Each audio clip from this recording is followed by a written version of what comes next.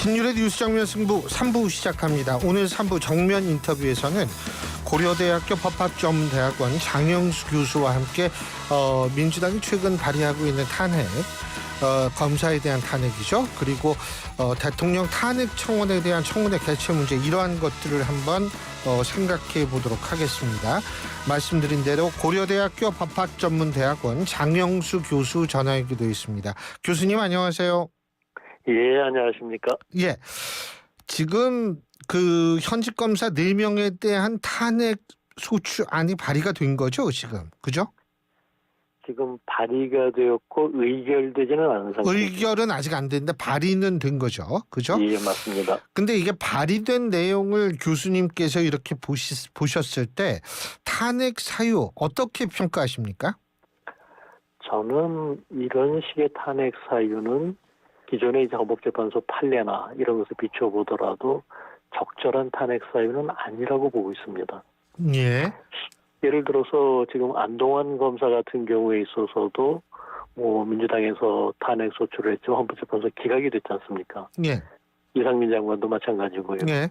그리고 그런 것들을 비춰봤었을 때 그럼 더 중대한 사유냐 이렇게 보기는 어렵고, 오히려 지금 많이 보도되고 있는 것처럼 이재명 대표에 대한 수사나 민주당 돈봉투 사건에 대한 수사를 담당했던 검사들을 찝어서 탄핵한 방탄 탄핵이니 표적 탄핵이니 이런 얘기들이 나오고 있다는 것 자체가 이번 탄핵에 좀 본질에서 벗어난 거 아니냐라는 의혹을 크게 만드는 부분이라고 생각합니다. 사실 저는 그냥 이런 생각이 들더라고요. 검사도 잘못할 수는 있는 거 아니겠어요? 그러면 공수처에 고발을 하든지, 아니면 이 민주당이 맨날 주장하는 식으로 이 어떤 수사 과정에 문제가 있었다, 이건 재판 과정에서 밝혀질 수 있는 거 아니에요? 그게 정상이죠. 그게 정상인데 지금 정상이 아닌 쪽으로 가고 있으니까 문제가 더 많이 되고 있는 것이죠. 또 한 가지는 뭐냐면 지금 검사 4명을 탄핵 소추안을 발의를 했고 여기에다가 법사위가 조사를 하겠다, 이 얘기인데 제가 궁금한 게 있어요. 예. 법사위가 조사를 한다라는 것, 사실은 탄핵 소추안을 발의했으면 그게 이제 본회의를 통과하면 헌법재판소에서 다 정말 면밀히 검토를 해가지고 결정을 할 거 아닙니까? 그런데 그렇죠. 이거를 조사를 한다라는 건 결국 같은 유사한 행위가 이중적으로 나오게 하는 것 아니에요? 이거 어떻게 보세요? 지금 저는 일단 민주당이 이 검사 4명에 대한 탄핵소추 발의를 하고서도 이 의결을 좀 의도적으로 늦추고 있는 것이라고 보거든요. 어허. 이건 말하자면 지금 민주당 내에 있어서도 이런 식으로 하다가 혹시 역풍 맞는 거 아니냐는 우려가 있다고 계속 이야기가 흘러나오고 있고요. 예. 말하자면 이제 이걸 법사위에 보내지 않고 바로 의결을 하게 되면 예. 본회의에 보고된 이후에 24시간 이후 72시간 이내에, 즉 짧은 시간 내에 바로 처리를 해야 됩니다. 처리를 안 하면 이 자동으로 폐기가 되거든요. 예. 그런데 그것을 피하기 위해서 말하자면 법사위 조사하면서 시간을 끌고 그 시간 동안 여론의 동향을 좀 보자. 여론에서 이제 검사 탄핵에 대해 가지고 부정적인 여론이 압도적이라면 슬그머니 내려놓을 수도 있을 거고요. 근데 이거 밀어붙일만 하다 싶으면은 그때 의결할 그런 생각도 가지고 있는 것으로 보입니다. 근데 이게 법적으로 어떻게 되는지 모르겠어요. 만약 검사 4분이 법사위 조사하겠다 나와라, 그런데 안 나가면 어떻게 깜빵 갑니까? 어떻게 되는 겁니까? 근데 이제 이 부분에 있어서 상당히 문제가 있는데, 예. 이게 이제 법적으로 굉장히 여러 번의 준용 과정을 거칩니다. 예. 국회법에서는 이 131조에서 이런 문제들에 대해 가지고서는 국정조사 및 국정감사 및 조사에 관한 법률에 따라서 조사를 해라, 법사위 조사를. 예. 이렇게 하고 있고요. 또 이제 국정감사 및 조사에 관한 법률에 있어서는 증언에 관한 것은 국회에서의 증언 감정 등에 관한 법률에 따르도록 하고 있습니다. 예. 이게 이제 벌써 이중으로 이제 준용이 된 거죠. 예. 그런데 이 증언 감정에 관한 법률 3조에서는 또 보면 증언 거부에 대해서는 형사소송법 148조와 149조를 준용하도록 하고 있습니다. 이렇게 이제 넘어가는데 최종적으로 이제 형사소송법 제 148조에서는 본인이나 친족이나 법정 대리인이나 뭐 이런 경우들에 있어서는 형사 책임이 문제될 수 있다. 그러면 증언 거부할 수 있다. 이른바 불이익 진술 거부권, 우리가 흔히 묵비권이라고 얘기하는 그게 이런 것이 묵비권이군요. 예. 예. 그리고 그런 묵비권이 인정되는 사람한테 나와서 증언해라. 예. 이건 법에 반하는 얘기가 돼버리거든요. 예. 그러니까 교수님 말씀은 강제할 수가 없다는 거죠, 그죠? 그렇죠. 강제하게 되면 문제가 법률 발생할 수 위반이 있다. 돼버리니까. 그 법사위원들도 보니까 법조인 출신들이 많던데, 그러니까 이게 그걸 모르지는 않을 텐데 말이에요. 글쎄요. 지금 일단 밀어붙이자 하는 건지, 예. 아니면은 지금까지 뭐 보면은 이 정치에 몸담고 오래된 분들은 어떤 그 법적인 판단이 좀 흐려지는 경우들이 꽤 있는 것 같습니다.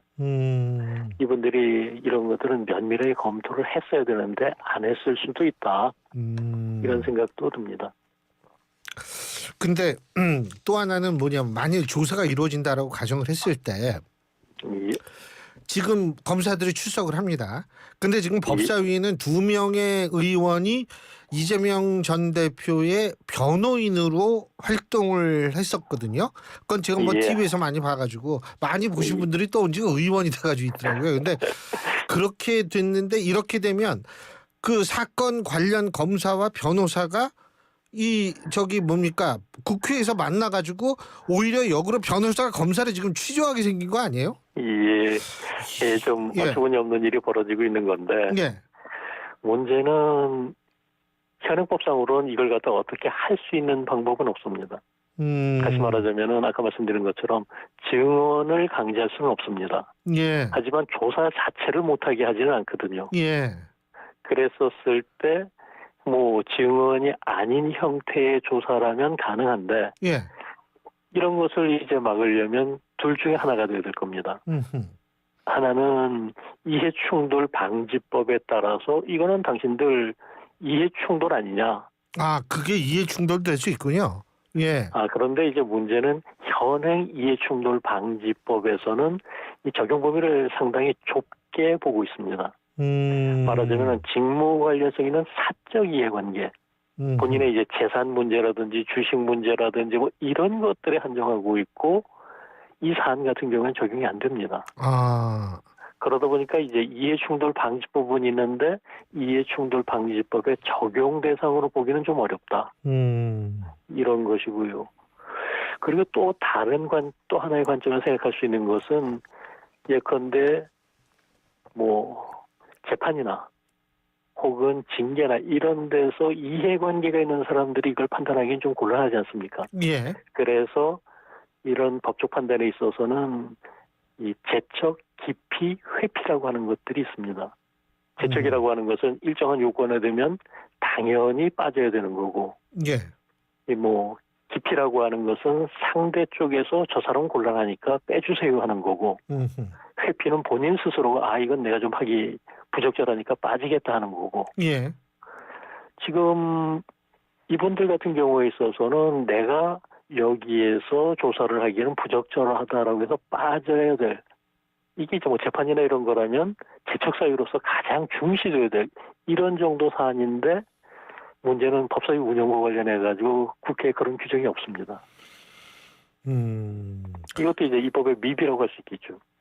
근데 뭐 워낙 그 생각하기 힘든 일들이 일상적으로 벌어지니까 법이 뭐 모든 그 가능성을 다 이걸 할 수가 없으니까 아마 그렇게 된 것 같아요.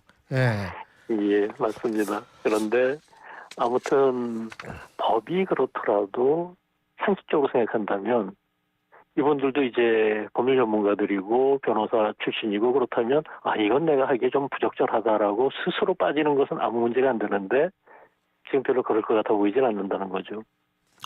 지금 그리고 사실 제가 또 궁금한 게, 지금 이원석 검찰총장까지 나서가지고 상당히, 그러니까 예를 들면은 뭐 직권 남용, 명예훼손 막 이런 얘기를 하거든요. 이게 적용이 가능하다고 보세요? 어떻게 보세요? 그거는 일단 국회의원들에게는 면책특권이 있지 않습니까? 예. 이 면책특권 때문에 예. 국회 내에서 행한 발언과 표결에 대해서는 국회 밖에서 책임을 지지 않습니다. 음흠. 그리고 뭐 조사를 하는 과정이건 혹은 단핵 소추를 하는 과정이건 여기에서 뭐 어떤 좀 명예훼손적인 발언을 했다. 음흠. 그렇기 때문에 명예훼손죄로 처벌한다. 이건 불가능합니다. 예. 뭐 국회 내에서 예컨대 뭐 윤리특위나 이런 걸 통해 가지고 징계를 한다든지 하는 건 가능한데 뭐 실현 가능성 별로 없고요. 그런데 이제 한 가지 남는 문제가 뭐냐면 이 국회 내에서의 발언과 표결인데 국회 밖에서 그런 문제들이 발생할 수 있거든요. 예. 제가 알기로도 일부 의원들 중에서는 이 유튜브나 SNS나 이걸 통해 가지고서 뭐 이 문제는 이렇다 저렇다 얘기하시는 분들이 있거든요. 아, 그게 걸릴 수 있군요. 예, 이런 분들의 경우에 있어서는 뭐 정상적인 얘기라면 모르되 거기에서 명예훼손적인 발언이 된다면 이건 국회 내에서 한 게 아니니까 명예훼손죄 적용하겠다 이렇게 될 가능성은 열려 있는 셈이죠. 예, 그렇군요. 근데 검사에 대한 탄핵 지금 뭐 계속 검사 탄핵이 이번이 몇 번째지 전 잘 모르겠는데 검사가 탄핵 대상이라는 건 맞습니까? 그 부분에 대해서는 사실 헌법 제65조에서 탄핵 대상을 쭉 열거하는데 여기에는 검사가 안 들어 있습니다. 아, 거기는 안 들어갔어요. 그런데 이제 마지막에 어떤 규정이 있냐면 예. 그 밖에 법률이 정하는 사람이 탄핵 대상이 된다. 이렇게 얘기를 하고 있고 그 법률이 정하는 사람이라고 뭐 구체적으로 하고 있는 게 검찰청법에서 예, 검사는 탄핵에 의해서만 파면된다라는 얘기가 있거든요. 결국 이 규정이 뭐 탄핵에 관한 법률 규정이니까 여기에 근거해서 검사도 탄핵 대상이 된다. 이렇게 이제 해석들을 하고 있습니다. 아, 그렇게 그러니까 이게 유추해서 대상이 되는 거 비슷하네요. 그죠?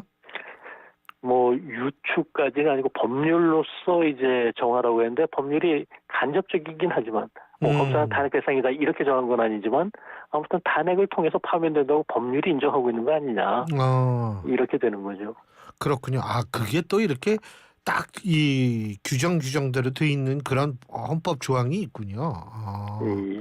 자, 그리고 또 한 가지 제가 여쭤보고 싶은 게 오늘 민주당이요 윤석열 대통령 탄핵 소추안 즉각 발의 요청에 관한 청원 관련 청문회 실시 계획서라는 것을 지금 냈거든요.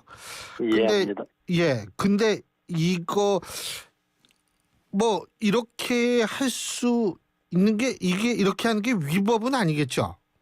예, 위법은 아닌데 뭐 이게 현실적으로 윤석열 대통령의 경우에 있어서는 민주당의 탄핵 소추안을 의결하는 게 불가능하거든요. 3분의 2가 안 되니까. 지금 그렇죠. 다른 탄핵 대상자들은 과반 의석으로 충분히 탄핵 소추 의결까지 갈 수 있습니다. 그 이후에 이제 헌법재판소에서 기각되는 게 문제죠. 그런데 이제 대통령의 경우는 제적과반수 발의와 3분의 2 이상의 찬성이 있어야만 의결이 되기 때문에 뭐 현재 여당에서 찬성하지 않는 이상은 뭐 야당이 다 모여도 이 탄핵 소추가 불가능한 상황이거든요. 그런데 이런 상황에서 이런 뭐 청문회를 열겠다라고 하는 것도 역시 뭐 결과를 갖다가 염두에 둔 게 아니라 일종의 정치 공세다. 이렇게 볼 수밖에 없다고 생각합니다. 사실 지난번 문재인 정권 시절에도 문재인 전 대통령의 탄핵 관련 청원이 각각 한 번씩 있었는데 그때는 법사위에서 그냥 넘어간 걸로 알고 있거든요. 그런데 이번에는 이 뭐 청문회를 하겠다 이런 얘기로 하니까 상당히 좀 색다르게 보이는 건 사실이에요. 예. 그거는 결국은 이제 의회 다수 의석을 어느 쪽이 갖고 있느냐. 맞아요. 그게 문제인 거죠. 뭐. 그리고 그때는 여당이었고 지금은 야당이니까 그 차이가 있는 것 같아요. 뭐 그렇죠. 그리고 제가 한 가지 더 여쭤보는 게 탄핵이 이렇게 이제 사실 탄핵이 뭐 빈번 방통위원장 탄핵한다고 해서 그 사람 그만두고 뭐 검사 탄핵하고 장관 탄핵이 계속 이렇게 되면 법적으로는 문제가 없겠지만 이게 사실은 취지에 어긋나는 거. 다시 말해서 공무원의 업무 영속성에 지대한 침해가 이루어져서 사실은 정부의 원활한 활동을 좀 저해야 하는 것 같다라는 전 그렇게 얘기할 수밖에 없을 것 같은데 이거에 예. 그건 분명한 현실이고요. 예. 그리고 어떤 의미에 있어서 이번 검사 탄핵 같은 경우는 헌법재판소의 탄핵 결정보다는 오히려 지금 말씀하신 이 직무집행의 정지를 겨냥한 거 아니냐. 애초에 탄핵소추의 목적이 거기에 있는 거 아니냐. 이런 의혹들이 많이 있고요. 예. 그리고 그런 부분들이 이제 오남용되는 것에 대한 우려들도 많이 있는 게 맞습니다. 저는 개인적으로는 이런 일이 반복된다면 탄핵소추 오남용에 대한 적절한 제재도 필요하지 않느냐. 그런 생각까지 하게 되거든요. 예를 들어가지고 지금 장관이건 검사건 혹은 뭐 다른 분들이건 탄핵돼가지고 몇 개월 동안 뭐 속된 말로 일 안 하고 월급 받게 되는 그렇죠. 이런 일이 이제 생기는데 예. 그거 결국 국민의 혈세를 낭비하는 거 아니냐. 예. 그렇다면 이게 인용된다고 몰라도 헌법재판소 기각된다면 그때는 탄핵 소추한 의원들이 그 낭비된 혈세는 좀 채워놔야 되는 거 아니냐. 아, 그것도 하나의 좋은 방법이네요, 진짜. 예. 그게 책임 정치죠, 사실은. 예. 어떻게 됐던 간에 본인이 책임지는 거. 예. 저는 사실 국민소환제를 이게 도입을 해야 되나. 원래 저 반대했었는데 요새 돌아가는 걸 보니까 뭐 막말에다가 뭐 막 이런 걸 보니까 야, 이거는 진짜 한번 좀 책임을 지게 하는 방법이 필요하겠다라는 생각이 들었거든요. 예. 그런데 이제 국민소환제를 도입하기 위해서 헌법 개정까지 필요하다는 의견들이 대다수이기 때문에. 그래요. 예, 당장 도입하기엔 좀 어려움이 많습니다. 그러니까 일단 금전적으로 좀 어떻게 책임지는 모습을 보이게 하는 게 제일 좋겠네요, 진짜. 예, 잘 알겠습니다, 교수님. 오늘 말씀 잘 들었습니다. 고맙습니다. 예, 감사합니다. 예, 지금까지 고려대학교 법학전문대학원 장영수 교수였습니다. 신율의 뉴스 장면 승부 3부 순서 여기서 줄이고요. 잠시 뒤 4부에서 뵙겠습니다.